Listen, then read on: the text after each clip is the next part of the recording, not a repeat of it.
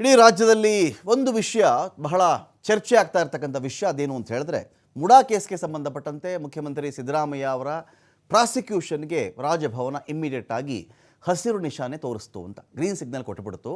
ಅದೇ ರೀತಿಯಲ್ಲಿ ಬೇರೆ ಪಕ್ಷಗಳ ನಾಯಕರದ್ದು ಕೂಡ ಫೈಲ್ಗಳಿದ್ವಲ್ಲ, ಈ ಫೈಲ್ ಏನಾಯಿತು ಅಂತ. ಇದರಲ್ಲಿ ಸ್ಟೇಟ್ ಕಾಂಗ್ರೆಸ್ ನಾಯಕರು ಯಾವ ರೀತಿಯಲ್ಲಿ ಯಾಮಾರಿದ್ರು ಅನ್ನೋದಕ್ಕೆ ಇದಕ್ಕಿಂತ ದೊಡ್ಡ ಉದಾಹರಣೆ ಬೇಕಾಗಿಲ್ಲ. ಇವರೆಲ್ಲ ಹೋದ್ರಲ್ಲ, ನಾವು ರಾಜಭವನ ಮುತ್ತಿಗೆ ಹಾಕ್ಬಿಡ್ತೀವಿ, ಹಾಗೆ ಮಾಡಿಬಿಡ್ತೀವಿ, ಹೀಗೆ ಮಾಡಿಬಿಡ್ತೀವಿ, ಇದು ಅನ್ಯಾಯ, ಇದು ತಾರತಮ್ಯ ಅಂಥೇಳಿ ಎಷ್ಟು ಮಾಹಿತಿ ಕೊರತೆಯಿಂದ ಇವರು ಹೋಗಿದ್ರು ಅಂತ ಹೇಳಿದ್ರೆ ನಿಮ್ಗೆ ಆಶ್ಚರ್ಯ ಆಗಿಬಿಡುತ್ತೆ. ರಾಜಭವನಕ್ಕೆ ಹೋದರು, ಹೋಗಿ ಆಚೆ ಬಂದವರೇ ಇವರೊಂದು ಮಾತು ಹೇಳಿದ್ರು ಕಾಂಗ್ರೆಸ್ ನಾಯಕರು, ಒಬ್ಬರಾದ್ಮೇಲೊಬ್ಬರು, ಇಲ್ಲ ಇದು ಬೇರೆ ನಾಯಕರ ಫೈಲ್ಗಳ ವಿಚಾರದಲ್ಲಿಯೂ ಕೂಡ ಕ್ರಮ ಜರುಗಿಸ್ಬಿಡ್ತೀವಿ ಅಂತ ಭರವಸೆ ಕೊಟ್ಟರು, ಹಾಗೆ ಹೀಗೆ ಅಂತ ಹೇಳಿದ್ರು. ಬಟ್ ಒಳಗಡೆ ಅಷ್ಟರ ವೇಳೆಗಾಗಲೇ ಏನು ನಡೆದಿತ್ತು ಅಂತ ಹೇಳಿದ್ರೆ ರಾಜಭವನದಲ್ಲಿ ಯಾವುದೇ ಫೈಲ್ಗಳು ಪೆಂಡಿಂಗ್ ಇಲ್ಲ ಅಂಥೇಳಿ ರಾಜ್ಯಪಾಲರು ಇಷ್ಟು ಕಾಂಗ್ರೆಸ್ ನಾಯಕರ ಮುಖಕ್ಕೆ ಹೊಡೆದಂಗೆ ಹೇಳಿದರು. ಯಾವ ಫೈಲು ನನ್ನ ಹತ್ರ ಇಲ್ಲಪ್ಪ ಅಂತ. ಇವ್ರಿಗೆ ದಿಗ್ಭ್ರಮೆ. ಇವ್ರು ಹೋಗಿದ್ದೇನು ಕೇಳಿ, ಅವ್ರ ಮೇಲೆ ತನಿಖೆ ಮಾಡಿಸ್ಬಿಡ್ತೀವಿ, ಇವ್ರ ಮೇಲೆ ತನಿಖೆ ಮಾಡಿಸ್ಬಿಡ್ತೀವಿ, ಪ್ರೆಷರ್ ಹಾಕ್ಬಿಡ್ತೀವಿ, ರಾಜಭವನ ಮುತ್ತಿಗೆ ಹಾಕ್ಬಿಡ್ತೀವಿ ಅಂತ ರಾಜ್ಯಪಾಲರು ಕರೆದ್ರು. ಸ್ವಲ್ಪ ಸ್ನ್ಯಾಕ್ಸ್ ಎಲ್ಲ ಕೊಟ್ಟರು, ಇವ್ರಿಗೆ ಕಾಫಿ ಟೀ ಕೊಟ್ಟರು. ಯಾವ ಫೈಲಪ್ಪ, ಯಾವ ಫೈಲ್ ಮಾತಾಡ್ತಾ ಇದ್ದೀರಿ ನೀವು, ಯಾವುದು ನನ್ನ ರಾಜಭವನದಲ್ಲಿ ಪೆಂಡಿಂಗೇ ಇಲ್ಲ, ನಡೀರಿ ಅಂದರು. ನಡೀರಿ ಆಯ್ತಲ್ಲ ನೀವು ಬಂದಿದ್ದು ಅಂತ ಹೇಳಿದ್ರು. ಅಷ್ಟರ ಮಟ್ಟಿಗೆ ರಾಜ್ಯ ಕಾಂಗ್ರೆಸ್ ನಾಯಕರ ಎಂಟೈರ್ ಪ್ರೊಟೆಸ್ಟ್ ಇತ್ತಲ್ಲ, ಇದು ಅರ್ಥ ಕಳ್ಕೊಳ್ತವತ್ತಿಗೆ. ಇಷ್ಟೊಂದು ಮಾಹಿತಿ ಕೊರತೆಯಿಂದ ರಾಜ್ಯ ಕಾಂಗ್ರೆಸ್ ನಾಯಕರು ಅವತ್ತು ರಾಜಭವನಕ್ಕೆ ಮುತ್ತಿಗೆ ಹಾಕಿದ್ರ ಅಂಥೇಳಿ ಇವತ್ತಿಗೂ ಯಕ್ಷ ಪ್ರಶ್ನೆ. ಒಬ್ಬರೇ ಒಬ್ಬರು ಸರ್ಕಾರದಲ್ಲಿ ರಾಜಭವನದ ಫೈಲ್ಗಳ ಸ್ಥಿತಿಗತಿಯ ಬಗ್ಗೆ ಮಾಹಿತಿ ತರಿಸ್ಕೊಳ್ಳಿಲ್ವಾ? ಲೋಕಾಯುಕ್ತಕ್ಕೆ ವಾಪಸ್ ಕಳಿಸಿದ್ರೆ ಅಲ್ಲಿಂದಾದರೂ ಮಾಹಿತಿ ಬರಬೇಕಾಗಿತ್ತು. ರಾಜ್ಯ ಗುಪ್ತಚರ ಅಥವಾ ರಾಜ್ಯದಲ್ಲಿ ಕೆಲಸ ಮಾಡ್ತಾ ಇರ್ತಕ್ಕಂಥ ಬೇರೆ ಬೇರೆ ವಿಂಗ್ಗಳು, ಬೇರೆ ಬೇರೆ ವಿಭಾಗಗಳು ಇಷ್ಟೊಂದು ರೀತಿಯಲ್ಲಿ ಅಂಧಕಾರದಲ್ಲಿ ಮುಳುಗಿ ಹೋಗಿದ್ದಾರಾ? ಏನು ಕಾಣಿಸ್ತಾನೆ ಇಲ್ವಾ ಅವ್ರಿಗೆ ಅಂತ ಒಂದು ಪ್ರಶ್ನೆ ಬಂತು. ಆಯಿತು, ಫೈಲ್ ಏನು ಮಾಡಿದ್ರಂತೆ ರಾಜಭವನದಲ್ಲಿ ರಾಜ್ಯಪಾಲರು ಅಂತ ಒಂದು ಪ್ರಶ್ನೆ ಬಂತಲ್ಲ. ಇದು ನೋಡಿ ವಿಚಾರ ಇದೆ, ಇಂಟ್ರೆಸ್ಟಿಂಗ್ ವಿಚಾರ. ಇಲ್ಲಿ ನಾವಿಲ್ಲಿ ಯಾವುದೇ ಕಾರಣಕ್ಕೂ ರಾಜಭವನವನ್ನಾಗಲಿ ರಾಜ್ಯಪಾಲರನ್ನಾಗಲಿ ಕ್ರಿಟಿಸೈಸ್ ಮಾಡ್ತಾ ಇಲ್ಲ, ಟೀಕೆ ಮಾಡ್ತಾ ಇಲ್ಲ. ಏನು ನಡೆದಿದೆಯೋ ಅದನ್ನು ನಿಮ್ಮ ಮುಂದೆ ಇಡ್ತಾ ಇದ್ದೀನಿ ಅಷ್ಟೇ. ಏನು ನಡೀತು ಆ ಫೈಲ್ಗಳ ಕತೆ ಎಲ್ರಿಗೂ ಕ್ಯೂರಿಯಾಸಿಟಿ ಇದೆ ಅಲ್ವಾ? ರೆಡ್ಡಿ ಅವರ ಫೈಲ್ ಏನಾಯಿತು, ಕುಮಾರಸ್ವಾಮಿ ಅವರ ಫೈಲ್ ಏನಾಯಿತು, ನಿರಾಣಿ ಫೈಲ್ ಏನಾಯಿತು, ಜೊತೆಗೆ ಜೊಲ್ಲೆ ಅವರ ಫೈಲ್ ಏನಾಯಿತು, ಈ ಒಂದು ವಿಷಯ ಇದೆಯಲ್ಲ, ಅದೇನೇನೋ ವಿಚಾರಣೆ ಮಾಡಲಿಲ್ವಂತೆ, ಅದೂ ದೂರು ಕೊಟ್ಟಿದ್ರಂತೆ, ಲೋಕಾಯುಕ್ತ ತನಿಖೆಯೂ ಮಾಡಿದ್ರಂತೆ, ಎಲ್ಲ ಇತ್ತಲ್ಲ. ಇದೆಲ್ಲ ಆದಮೇಲೆ ರಾಜ್ಯಪಾಲರು ಹೇಗೆ ಹ್ಯಾಂಡಲ್ ಮಾಡಿದ್ರು ಅಂತ ಇದನ್ನು ನೋಡಿ. ನೋಟಿಸನ್ನು ಕೊಟ್ಬಿಟ್ಟು ಪ್ರಾಸಿಕ್ಯೂಷನ್ಗೂ ಅನುಮತಿಯನ್ನು ಕೊಟ್ಟರು ಸಿದ್ದರಾಮಯ್ಯ ಅವರ ಕೇಸನ್ನು. ಆದರೆ ಅದೇ ತರಹದ ದೂರುಗಳು ರಾಜಭವನದ ಮುಂದೆ, ಇದು ಬರೀ ದೂರಲ್ಲ, ಯಾರೋ RTI ಆ್ಯಕ್ಟಿವಿಸ್ಟು ಇನ್ನೊಬ್ಬರು ಮತ್ತೊಬ್ಬರು ಕೊಟ್ಟ ದೂರಲ್ಲ ಇದು. ಕೆಲವು ವಿಚಾರಗಳಂತೂ ಲೋಕಾಯುಕ್ತ ತನಿಖೆ ಮಾಡಿರೋದು, ವರ್ಷಗಟ್ಟಲೆ 10-12 ವರ್ಷ ತನಿಖೆ ಮಾಡಿದೆ ಲೋಕಾಯುಕ್ತ. ತನಿಖೆ ಮಾಡಿಕೊಟ್ಟಿರ್ತಕ್ಕಂಥ ವರದಿಯಲ್ಲಿ ಕುಮಾರಸ್ವಾಮಿ ಅವ್ರನ್ನ ಕರೆದು ನಾವು ವಿಚಾರಣೆ ಮಾಡಬೇಕಷ್ಟೇ, ಆಮೇಲೆ ಚಾರ್ಜ್ ಶೀಟ್ ಹಾಕ್ತೀವಿ ಅಂತ ಹೇಳಿದ್ದು. ಇವೆಲ್ಲ ಏನಾಯಿತು ಅಂತ ನೋಡಿದ್ರೆ ನೋಡಿ, NDA ನಾಯಕರ ನ್ಯಾಷನಲ್ ಡೆಮೊಕ್ರೆಟಿಕ್ ಅಲಯನ್ಸ್, ಈ NDA ನಾಯಕರ 4 ಫೈಲ್ಗಳಿಗೆ ಗೆಹ್ಲೋಟ್ ಅವರು ಒಂದು ಹಂತಕ್ಕೆ ರೆಡ್ ಸಿಗ್ನಲ್ ಕೊಟ್ಟಿದ್ದಾರೆ ಅಂತ ಹೇಳಬೇಕು. ಶಶಿಕಲಾ ಜೊಲ್ಲೆ ಅವರ ಮೊಟ್ಟೆ ಟೆಂಡರ್ ಹಗರಣದ ಆರೋಪದ ಕೇಸ್ ಇತ್ತಲ್ಲ, ಇದರಲ್ಲಿ ಅನುಮತಿನೇ ಕೊಡಲ್ಲ ಅಂದ್ಬಿಟ್ರು. ನಾನು ಇದಕ್ಕೆ ಪರ್ಮಿಷನ್ ಕೊಡಲ್ಲ ಅಂತ ಮುಗಿದೋಯ್ತು ಅಲ್ಲಿಗೆ. ಪರ್ಮಿಷನ್ ಯಾಕೆ ಕೊಡಲ್ಲ ಅಂದರೆ ನಾನು ಕೊಡಲ್ಲ. ಅದೇ ರೀ ಯಾಕೆ ಕೊಡಲ್ಲ ಅಂದರೆ ನನ್ನ ವಿವೇಚನೆ. ರಾಜ್ಯಪಾಲಗಿರ್ತಕ್ಕಂಥ ದೊಡ್ಡ ಅಧಿಕಾರ ಅದು, ಡಿಸ್ಕ್ರಿಷನರಿ ಪವರ್ ಅಂತಾರೆ. ನನ್ನ ವಿವೇಚನೆ ಮೇಲೆ ನಾನು ಈ ದೂರನ್ನು ಪರಿಶೀಲಿಸಿದಾಗ ನನಗೆ ಈ ದೂರಲ್ಲಿ ತನಿಖೆಗೆ ಕೊಡಬೇಕು ಅಥವಾ ಪ್ರಾಸಿಕ್ಯೂಷನ್ಗೆ ಒಪ್ಪಿಸಬೇಕು ಎಂದು ನನಗೆ ಅನ್ನಿಸುತ್ತಿಲ್ಲ ಅಂತ ಅವ್ರು ಹೇಳಿಬಿಟ್ರೆ ಫಿನಿಶ್, ಆ ಕೇಸ್ ನಾನು ಕೊಡಲ್ಲ ಅಂತ ಆಯ್ತು ಅಲ್ಲಿಗೆ. ಸೊ ಅಷ್ಟರ ಮಟ್ಟಿಗೆ ಶಶಿಕಲಾ ಜೊಲ್ಲೆ ಅವರ ಮೊಟ್ಟೆ ಗೋಲ್ಮಾಲ್ ಟೆಂಡರ್ ಹಗರಣದ ಆರೋಪದ ಕೇಸ್ ಇತ್ತಲ್ಲ, ಅಲ್ಲಿಗೆ ಅವರು ಬಚಾವಾಗ್ಬಿಟ್ರು ಅಂತ. ಶಶಿಕಲಾ ಜೊಲ್ಲೆ ಮೇಲೆ ಇಲ್ವೇ ಇಲ್ಲ, ಇದು ಪ್ರಾಸಿಕ್ಯೂಷನ್ ಅನುಮತಿ ಕೊಡಲ್ಲ ಅಂತಲೇ ಹೇಳಿಬಿಟ್ರು ಅವರು, ಡೈರೆಕ್ಟಾಗಿ ಹೇಳಿಬಿಟ್ಟಿದ್ದಾರೆ ರಾಜ್ಯಪಾಲರು. ಅಲ್ಲಿಗೆ ಆ ಕೇಸ್ ಕತೆ ಮುಗಿದು ಹೋಯ್ತಾ? ಈ ಒಂದು ಮಾಹಿತಿ ಸ್ಟೇಟ್ ಕಾಂಗ್ರೆಸ್ ಲೀಡರ್ಗಳಿಗೆ ಇರಲಿಲ್ಲ. ಅವರೆಲ್ಲ ಹೋಗಿದ್ದಿದ್ದೇ ಇದಕ್ಕೆ, ನಾವು ಹೋಗ್ತಾ ಇದ್ದೀವಿ, ರಾಜ್ಯಪಾಲರು ಪ್ರೆಷರ್ ಹಾಕ್ಬಿಡ್ತೀವಿ, ರಾಜಭವನವನ್ನು ನಾವು ಅಲ್ಲೋಲ ಕಲ್ಲೋಲ ಮಾಡಿ ಹಾಕ್ಬಿಡ್ತೀವಿ, ನಾವು ಮುತ್ತಿಗೆ ಹಾಕ್ಬಿಡ್ತೀವಿ ಅಂತ ಹೋಗಿದ್ರಲ್ಲ ಈ ವೀರಾಧಿ ವೀರರು, ಒಬ್ರಿಗಾದರೂ ಕೂಡ ಇದರ ಬಗ್ಗೆ ಮಾಹಿತಿ ಇರಲಿಲ್ಲ. ವೈ ಗೊತ್ತಿಲ್ಲ. ಇಷ್ಟು ರೀತಿಯಲ್ಲಿ ಏನು ಜನಗಳ ಕಣ್ಣಿಗೆ ಮಣ್ಣೆರ್ಚಕ್ಕೆ ಪ್ರತಿಭಟನೆ ಮಾಡಿದ್ರೆ? ಹಾಗಾದರೆ ಈ ಮಾಹಿತಿ ಇಟ್ಕೊಂಡು ಹೋಗಬೇಕಾಗಿತ್ತಲ್ವ ನೀವು? ಯಾಕ್ರಿ ಜೊಲ್ಲೆ ಅವ್ರ ಕೇಸನ್ನು ಕೊಡಲಿಲ್ಲ ನೀವು?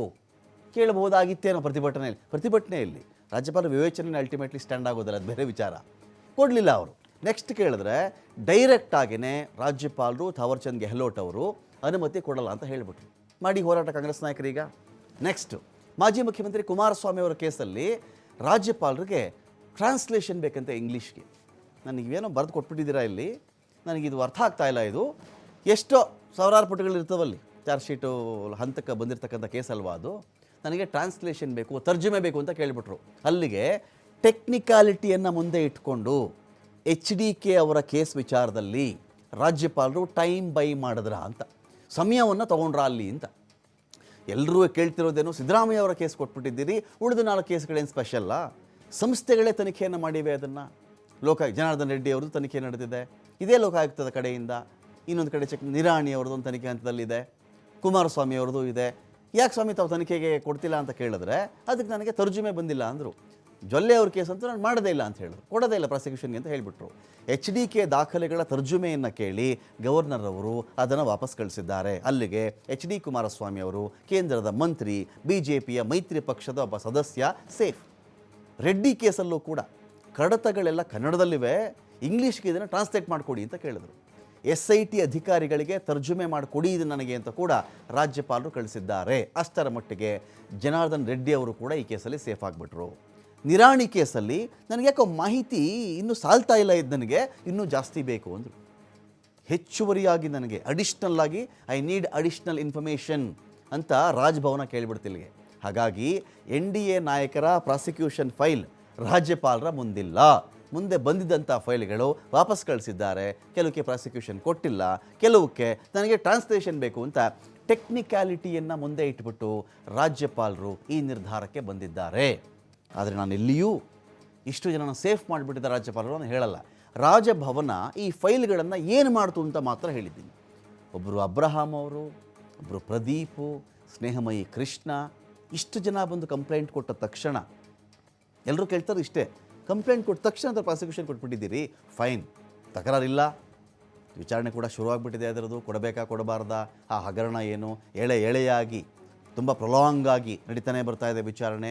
ರಾಜ್ಯದ ಮೂಲೆ ಮೂಲೆಯಲ್ಲೂ ಕೂಡ ಇವತ್ತಿಗೆ ದೇವರಾಜು ಅಂದರೆ ಯಾರು, ಮಲ್ಲಿಕಾರ್ಜುನ ಸ್ವಾಮಿ ಅಂದರೆ ಯಾರು, ಪಾರ್ವತಿ ಅಂದರೆ ಯಾರು, ಮುಡಾ ಅಂದರೆ ಏನು, 3 ಎಕರೆ 16 ಗುಂಟೆ ಜಮೀನು ಅಂದರೆ ಏನು, ಎಲ್ಲಿತ್ತು, ಏನೇನಾಯಿತು, 1998 ಕತೆ, 2004, 2005, 3 ಲಕ್ಷದ ಕತೆ ಪರಿಹಾರದ್ದು, 6 ಲಕ್ಷದ ಕತೆ, 54 ಕೋಟಿ ಆದ ಕತೆ, ಪ್ರತಿಯೊಂದು ಎಳೆಯಾಗಿ ಪ್ರತಿ ಈ ಮಾಹಿತಿ ಜನಗಳಿಗೆ ತಲುಪ್ತಾ ಇದೆ.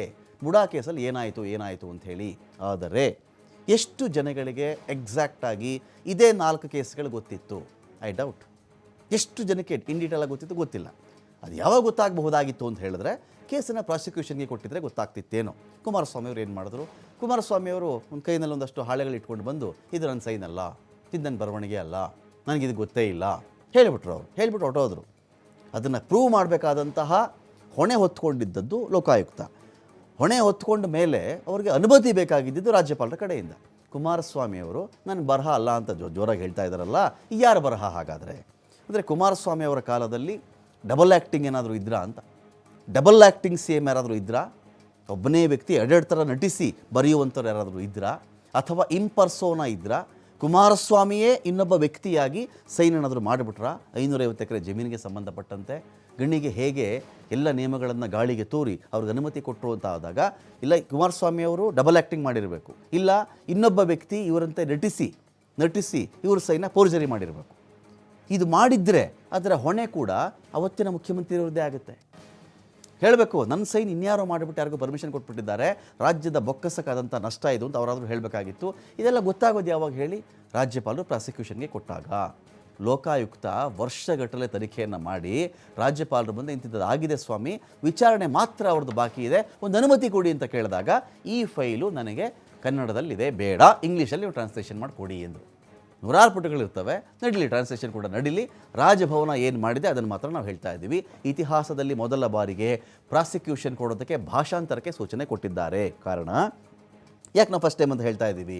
ಏನಾಗುತ್ತೆ ಇಲ್ಲಿ, ಈ ಥರದ ವಿಚಾರ ಇರುತ್ತಲ್ಲ, ಈಗ ರಾಜ್ಯಪಾಲರ ಮುಂದೆ ಏನೋ ಬಂದಾಗ ಅವರ ಕಡೆ ಅಧಿಕಾರಿಗಳು ಇರ್ತಾರೆ, ಆ ತಜ್ಞರು ಇರ್ತಾರೆ, ವಿಷಯವನ್ನು ಅವರಿಗೆ ಮನವರಿಕೆ ಮಾಡಿಕೊಡುವಂಥವ್ರು ಇರ್ತಾರೆ. ಏನು ರಾಜ್ಯಪಾಲರೇ ಎಲ್ಲವನ್ನೂ ಓದಿ ಇದು ಮಾಡಬೇಕು ಅಂತ ಏನಿಲ್ಲ. ಅಲ್ಲಿದ್ದಾಗ ಅವರೆಲ್ಲವನ್ನೂ ಕೂಡ ವಿಷಯವನ್ನು ಹೇಳ್ತಾರೆ, ಇಂತಿಂಥ ಪಾಯಿಂಟ್ಸ್ ಹೀಗಿದೆ ಅಂತೇಳಿ. ಅದೆಲ್ಲವನ್ನೂ ಬದಿಗೆ ಸರಿಸಿ ರಾಜ್ಯಪಾಲರೇನಾದರೂ ಈ ಥರ ಒಂದು ನೆಪ ಇಟ್ಕೊಂಡು ಈ ಕೆಲಸ ಮಾಡಿದ್ರ ಅಂತ ಒಂದು ಅನುಮಾನ ರಾಜ್ಯ ರಾಜಕೀಯದಲ್ಲಿ ವ್ಯಕ್ತವಾಗ್ತಾ ಇದೆ. ಮುಖ್ಯಮಂತ್ರಿಗಳಿಗೆ ಖಾಸಗಿ ವ್ಯಕ್ತಿಗಳ ದೂರಿನ ಆಧಾರದ ಮೇಲೆ ಪ್ರಾಸಿಕ್ಯೂಷನ್ ಅನುಮತಿ ಕೊಟ್ಟಂಥ ರಾಜ್ಯಪಾಲರು ಲೋಕಾಯುಕ್ತ ಪೊಲೀಸರ ಒಂದು ಮನವಿಗೆ ಅವರಿಗೆ ಭಾಷಾ ಸಮಸ್ಯೆ ತೊಡಕಾಯ್ತಾ? ಕುಮಾರಸ್ವಾಮಿ ಅವರ ಕೇಸಲ್ಲಿ ಟ್ರಾನ್ಸ್ಲೇಷನ್ ಪ್ರಾಬ್ಲಮ್ ಅಂತೆ. ಸಂಡೂರಿನ 550 ಎಕರೆ ಭೂಮಿಯನ್ನು ಸಾಯಿ ವೆಂಕಟೇಶ್ವರ ಕಂಪನಿಗೆ ಅಕ್ರಮ ಗಣಿ ಗುತ್ತಿಗೆ ಕೇಸ್ ಅವ್ರದ್ದು.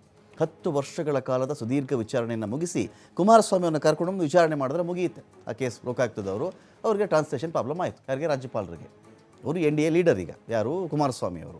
2023 ನವೆಂಬರ್ನಲ್ಲಿ ಆರೋಪ ಪಟ್ಟಿ ಸಲ್ಲಿಸುವುದಕ್ಕೆ ಪ್ರಾಸಿಕ್ಯೂಷನ್ಗೆ ರಾಜ್ಯಪಾಲರ ಬಳಿಯಲ್ಲಿ ಅನುಮತಿ ಕೋರಿ ಇದು ಹೋಗುತ್ತಿದ್ದು. ಈ ಕೇಸಲ್ಲಿ 2 ಬಾರಿ ಸ್ಪಷ್ಟೀಕರಣವನ್ನು ರಾಜ್ಯಪಾಲರು ಕೇಳ್ತಾರೆ. ಭಾಷಾ ತೊಡಕಿನ ಸಮಸ್ಯೆಯನ್ನು ಹೇಳಿ ತರ್ಜುಮೆ ಮಾಡಿಕೊಡಿ ಅಂತ ಕೇಳಿಬಿಟ್ರು. ಕೆಲವೊಮ್ಮೆ ಬೇರೆದು, ನನಗಿನ್ನೂ ಕ್ಲಾರಿಫಿಕೇಷನ್ ಬೇಕಿದ್ದಕ್ಕೆ, ಇದು ಒಂದು ರೀತಿಯಲ್ಲಿ ಇನ್ನೂ ನನಗೆ ಸ್ಪಷ್ಟೀಕರಣ ಬೇಕು, ನನಗೆ ಈ ಕೊಟ್ಟಿರತಕ್ಕಂಥ ಅಂಶಗಳಿಂದ ನನ್ನ ಮನಸ್ಸು ಈ ಒಂದು ವಿಚಾರಕ್ಕೆ ಒಪ್ತಾ ಇಲ್ಲ, ನನಗಿನ್ನೂ I want more, some more ಅನ್ನುವ ಒಂದು ಸ್ಪಷ್ಟೀಕರಣವನ್ನು ಒಂದು ಕಡೆ ಕೇಳ್ತಾರೆ. ಇದೇ ಕೇಸಲ್ಲಿ 2 ಬಾರಿ ಸೇಮ್ ಕೇಸ್ಗೇನೆ, ಕುಮಾರಸ್ವಾಮಿ ಅವರ ಕೇಸ್ಗೆ. ಈಗ ಕೇಳಿದ್ರೆ ಇಲ್ಲ ಇದು ನೀವು ಟ್ರಾನ್ಸ್ಲೇಷನ್ ಮಾಡಿಕೊಡಿ, ನನಗಿದು ತರ್ಜುಮೆ ಮಾಡಿಕೊಡಿ ಅಂತ ಕೇಳಿದ್ದಾರೆ. ಆಗಸ್ಟ್ 29ರಂದು SITಗೆ ಸೂಚನೆಯನ್ನು ಕೊಟ್ಟಿದ್ದಾರೆ ರಾಜ್ಯಪಾಲರು. ಹಲವು ದಾಖಲೆಗಳು ಕನ್ನಡದಲ್ಲಿದ್ದು ತರ್ಜುಮೆ ಮಾಡಿಕೊಡಿ ಅಂತ ಗವರ್ನರ್ ಹೇಳಿದ್ದಾರೆ. ರೆಡ್ಡಿ ಅವ್ರ ಕೇಸಲ್ಲಿ ಸೇಮ್, ಆದಾಯ ಮೀರಿದ ಆಸ್ತಿ ಸಂಪಾದನೆ ಆರೋಪ. 9 ವರ್ಷಗಳ ಹಿಂದೆ ಜನಾರ್ದನ್ ರೆಡ್ಡಿ ವಿರುದ್ಧವಾಗಿ ಲೋಕಾಯುಕ್ತ SIT ತನಿಖೆ ನಡೆಯುತ್ತೆ. ಇದೇ ಮೇ ತಿಂಗಳ 31ನೇ ತಾರೀಕಿನಂದು ಪ್ರಾಸಿಕ್ಯೂಷನ್ಗೆ ಅನುಮತಿಯನ್ನು SIT ಕೋರಿತ್ತು. 2024 ಮೇನಲ್ಲಿ ಹಲವು ಸ್ಪಷ್ಟೀಕರಣ ಕೇಳಿ ಜೂನ್ 26ಕ್ಕೆ SITಗೆ ರಾಜ್ಯಪಾಲರು ಪತ್ರವನ್ನು ಬರೀತಾರೆ. ರೆಡ್ಡಿ ಕೇಸಲ್ಲೂ ಸೇಮ್, ನನಗಿನ್ನೂ ಸ್ಪಷ್ಟೀಕರಣ ಬೇಕಿದ್ದಕ್ಕೆ ಅಂತ. ಆಗಸ್ಟ್ 28ರಂದು ರೆಡ್ಡಿ ಅವರ ಕೇಸ್ನ ಎಲ್ಲ ಕನ್ನಡ ದಾಖಲೆಗಳ ಭಾಷಾಂತರಕ್ಕೆ ಸೂಚನೆ ಹೋಗುತ್ತೆ. 1,000ಕ್ಕಿಂತ ಹೆಚ್ಚಿನ ಪುಟಗಳು ಕನ್ನಡದಲ್ಲಿಯೇ ಇವೆ. ಈಗ ಭಾಷಾ ತಜ್ಞರ ಮೂಲಕವಾಗಿ ರೆಡ್ಡಿ ಕೇಸ್ನ ಎಲ್ಲ ಕನ್ನಡ ದಾಖಲೆಗಳನ್ನು ಇಂಗ್ಲೀಷ್ಗೆ ತರ್ಜುಮೆ ಮಾಡ್ತಕ್ಕಂಥ ಕೆಲಸ ಶುರುವಾಗುತ್ತೆ. ಜೊಲ್ಲೆ ಅವರು ಸೇಫ್ ಆಗ್ತಾರೆ, ನಿರಾಣಿ ಅವರು ನಿರಾಳರಾಗ್ತಾರೆ. ಅಂಗನವಾಡಿಗಳಿಗೆ ಮೊಟ್ಟೆ ಪೂರೈಕೆ ಗುತ್ತಿಗೆ ಕೊಡೋದಕ್ಕೆ ಕಿಕ್ ಬ್ಯಾಕ್ ಪಡ್ಕೊಂಡಿದ್ರು ಶಶಿಕಲಾ ಜೊಲ್ಲೆ ಅವರು ಅಂತ ಅವ್ರು ಮಾಡಿದ್ದಂಥ ಆರೋಪ. ಜೊಲ್ಲೆ ವಿರುದ್ಧ ಲೋಕಾಯುಕ್ತದಲ್ಲಿ ದೂರು ಕೂಡ ದಾಖಲಾಗಿತ್ತು. FIR ಅನ್ನು ದಾಖಲು ಮಾಡಿಕೊಂಡು ಜೊಲ್ಲೆ ವಿರುದ್ಧ ತನಿಖೆ ಮಾಡೋದಕ್ಕೆ ಪ್ರಾಸಿಕ್ಯೂಷನ್ಗೆ ಅನುಮತಿಯನ್ನು ಕೇಳಿದ್ರು. ಆಗಲೇ ಇಲ್ಲ, ಈ ಕೇಸ್ ನಾನು ತಗೊಳ್ಳಲ್ಲ ಅಂತ ಹೇಳಿಬಿಟ್ರು. ಬೇಡ, ಈ ತನಿಖೆ ಬೇಡ ಅಂತ ಹೇಳಿಬಿಟ್ರು ರಾಜ್ಯಪಾಲರು. ಜೊಲ್ಲೆ ವಿರುದ್ಧ ಸಾಕ್ಷಿನೇ ಇಲ್ಲ ಎನ್ನುವ ಕಾರಣವನ್ನು ಕೊಟ್ಟು ಪ್ರಾಸಿಕ್ಯೂಷನ್ಗೆ ಅನುಮತಿ ನಿರಾಕರಿಸಲಾಗಿದೆ. ಬಂಡವಾಳ ಹೂಡಿಕೆ ಸಮಾವೇಶದಲ್ಲಿ ಕಿರುಚಿತ್ರವೊಂದಕ್ಕೆ 4.5 ಕೋಟಿ ವೆಚ್ಚ ಆರೋಪ ಮಾಡಿರೋ ಒಂದು ಗುರುತರ ಆರೋಪವನ್ನು ನಿರಾಣಿ ಹೊತ್ಕೊಂಡಿದ್ದಾರೆ. ಸಚಿವರಾಗಿದ್ದು ಮುರುಗೇಶ್ ನಿರಾಣಿ. BJP ಗೌರ್ಮೆಂಟ್ ಇತ್ತು. ಲೋಕಾಯುಕ್ತದಲ್ಲಿ ಕಂಪ್ಲೇಂಟ್ ಆಗುತ್ತೆ, ತನಿಖೆಗೆ ಪ್ರಾಸಿಕ್ಯೂಷನ್ ಕೇಳುತ್ತೆ. ರಾಜ್ಯಪಾಲರು ಈ ಒಂದು ವಿಚಾರದಲ್ಲಿಯೂ ಕೂಡ ನನಗೆ ಜಾಸ್ತಿ ಸ್ಪಷ್ಟೀಕರಣ ಬೇಕು ಅಂತ ಕೇಳುವ ಮೂಲಕವಾಗಿ ಇಷ್ಟೂ ನಾಯಕರು ಸದ್ಯಕ್ಕೆ ಬೀಸುವ ದೊಣ್ಣೆಯಿಂದ ಪಾರಾದರು ಅಂತ. ಶಶಿಕಲಾ ಜೊಲ್ಲೆ ಅವರಂತೂ ಸೇಫೇ ಆಗಿದ್ದಾರೆ.